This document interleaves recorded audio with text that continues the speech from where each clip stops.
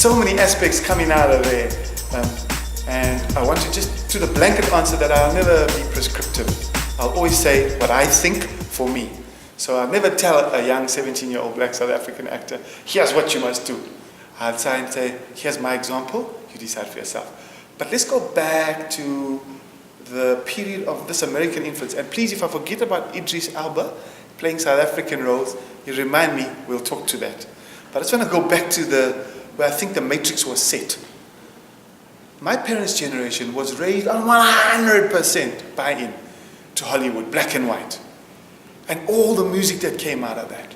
Every Frank Sinatra tune ever sang, every Ella Fitzgerald tune ever sang, without having any access to that. When a black and white American film came, starring Omar Sharif, my parents went, oh, and they made a special point of saving up to go and see it. Today, there's like so much of that visual media out. But in that time, values were set in South Africa, particularly amongst black people who were being oppressed culturally and socially, that when they latched onto these iconic Hollywood assets that were coming out, movies, records that were coming out, they bought into lock, stock and barrel. The gangs of Sophia Town. They even took the names, the Americans, some of these gangs. But the way they dressed and the cars they drove, they were right-hand drive American convertibles. And so very early in our in our early apartheid years, like 1948 when the government came into power, that thing was already set.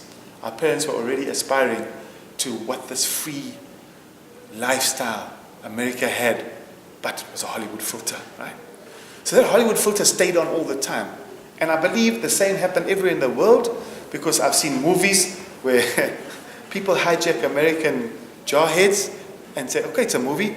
What you do to King of Pop? What you do to King of Pop? He literally believed, the character, that Michael Jackson was this real thing that they'd seen on screen and knew nothing about Michael Jackson, the real person behind that. Whatever the Jackson family history was, all they saw was, ow, ow, ow, and believe America was that. I believed it when I saw photographs of the albums of Tavares, OJ's, Temptations. I believe those people walked around dressed like that. They lived those lives. They sat in the back of those limousines, smiling with cigars on their LP covers. We had no knowledge of the truth of America behind. So, what did we want to do?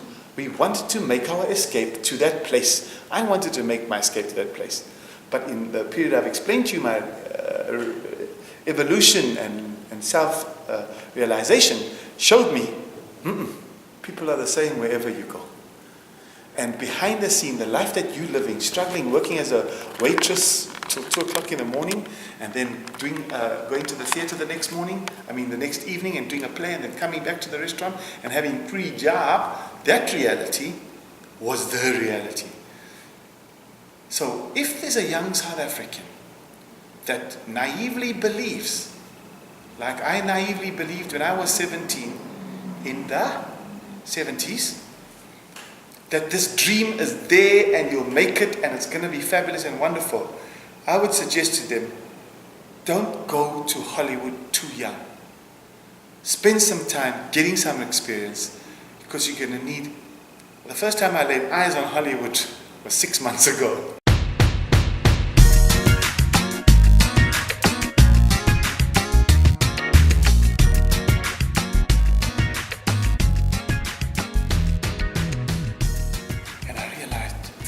Jesus, that I didn't come here when I was 20. I stayed in a complex where young kids stay waiting for auditions next to Warner Brothers in LA. And the complex was overpopulated overnight with teenagers who were going for auditions for all these series. And I was looking at them going, whoa, thanks that this didn't happen to me. I would not have been the good father that I am, the good enough father that I am. I would not have been the good enough spouse that I am. I would not have been the good enough public speaker. I would have been a complete emotional wreck. I look at some of my peers who never ever came here, who have worked in the States, and going, oh my God, I could have been like Mickey Rourke, dude. I could have been as crazy as that guy, because that's what that machine does to people. And I'm saying, even to Marilyn Monroe, she got jobs at a time when they did a 7-year picture deal. where you signed a deal for 7 years that said the studio could make as many pictures as it could squeeze out of you in the 7 years. And those people were woken up with an injection at 4 o'clock in the morning, taken to location, had to work the whole day, shoot, come home, given another injection to stay awake, paraded out in the nightlife of LA, all the clubs and all the the footage that we see in the dream, taken home at midnight, injected to sleep, and 4 o'clock injected awake for the same cycle. That's how destructive that machine can be. I say to the young 17-year-old, 18-year-old South African actor, don't go in there unprepared. And sometimes, in times when we deserved a loyalty less loyal, like a bird he soared, like an eagle, scouting the skies for us, in search of a freedom for us all. Freedom for us all. That Hollywood model, I use it as the pinnacle because it is the mecca of the industry. I am convinced that that model repeats itself in every Western film and television and theatre industry in terms of their abuse. I think it's just varying degrees on the hierarchy. But I only quote Hollywood because it's like the main character of that thing. South African actors, Brenda Fassie is a perfect example of a talent that was abused from day one. Today I'm getting angry again of what Brenda Fassie could have been and how we let Brenda Fassie's narrative unfold in front of our very eyes and said, yeah, that's cool, as long as she's selling records, that's cool. It wasn't cool. That can happen to anyone.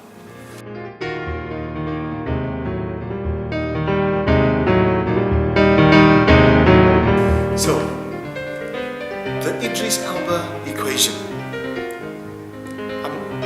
I must first of all apologize for using his name, because that makes him a victim of something that he's just fallen into. And whether he says it was all conscious and he knew what he was doing and all that, I'm not debating that. I'm saying, you zoom out far enough, you see there's a trap there, there's a syndrome there. And it's driven by the same mechanism that created Hollywood. Bums on seats. They're just chasing the profit motive. And whilst Idris Elba would state that he was up to the job 100%, and Morgan Freeman and every other black male who's played Mandela so far, while they will all state that they're up to the job and all the generic skills required for an actor to deliver a performance, the one thing that nobody wants to acknowledge is that the narrative shifts when the authenticity is denied. They're denying that, should I say the non-authenticity is denied. No, it's not a problem. It is a problem. It's a problem to the creators and creatives who know this is the narrative. Unless that actor is so good and the movie is put into an economy where people don't know what a Russian accent is, where people don't know what an Australian accent is. But it's not about accent. It's about that thing you bring.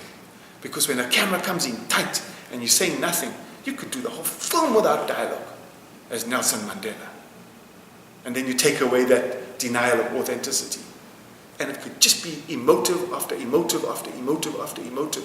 Imagine a movie with Nelson Mandela with no dialogue, all about the silence that he spent in the prison cell. That every other character speaks to him and he's just quiet for 120 minutes. That's a whole different artistic statement. But when you say, Idris Elba, blah, blah, blah, blah, blah, blah, blah, blah, blah, Morgan Freeman, do your best at a South African accent.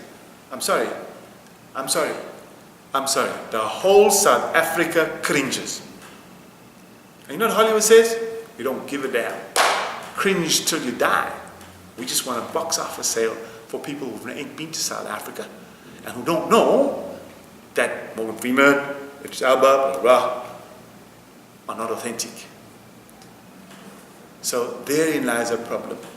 And it's going to go on and on and on and on and on. And those individuals involved in playing those roles are going to defend their positions all the time with logical arguments. It's so strange that the reverse isn't true for Charlize Theron, for example, who, after a certain amount of exposure, was like, I got this American thing down pat. Well then, if that's the model, then let Idris Elba come stay here for 10 years. Like Charlize went and stayed in LA for 10 years before. Okay. And let Idris Elba come out with, yeah, no, the people of South Africa demand this, that there is no racism. Let him go that route. Let him feel it down in the dungeon of where these narratives are engineered. Let him feel the passion and the pain of South African people.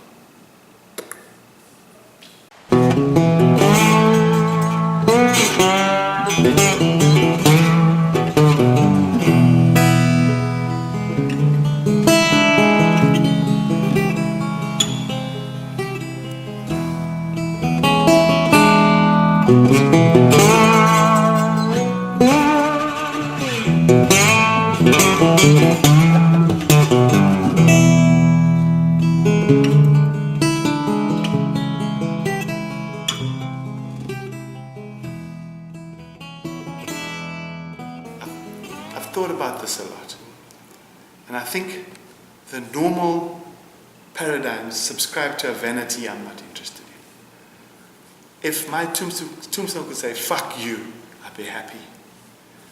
So that whoever comes and reads it realize I'm not subscribing to, oh, I'm going to have a good time down the road. That there's something lying here. This leftover piece of meat had something else to say.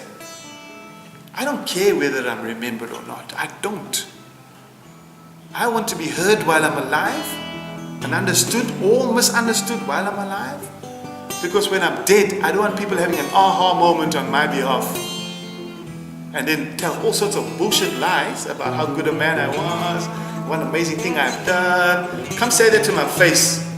Tell me to my face you think I'm amazing, so that I can tell you I think you've got it all wrong. Or vice versa. Come tell me to my face you think I'm an asshole, so I can tell you to your face you got it wrong. So when it comes to disposing of the meat though, subject other, I'm very happy to put the ashes. It was always my thing. Put the ashes, make the ashes, burn the piece of meat and scatter it in the sea. I love the ocean. I love the concept of going back there, because I think that's where we all started. I believe that thing, that evolutionary chain of God took his time over millions of years, because he can, because it doesn't matter if he's a he in the first place, to create this thing, this perfect thing called the human body, this perfect thing called the human body. So if that gesture can go, okay, we're going to send it back there, and for reasons of space and decency, we don't want it washing up on the shores of South Korea and starting like the Fourth World War, we'll burn it and we'll stick the ashes down there. The only consideration I have is that there's going to be somebody who has to do that.